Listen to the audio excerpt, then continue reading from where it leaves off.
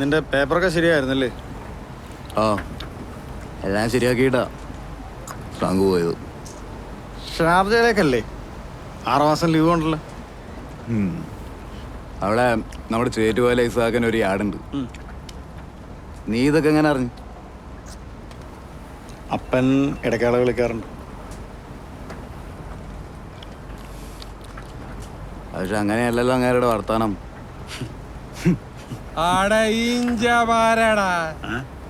Weather റിപ്പോർട്ടിലെ തെക്കൻ കാലത്ത് കുളപ്പവനാക്കൾ ഇങ്ങനെ തെന്തലടിക്കുത് എന്നെ മയക്കുത് തെന്മൊഴിയെ இந்த വേളയിലെ சாப்பிடு நல்லா இருக்கு நடக்கட்டும்.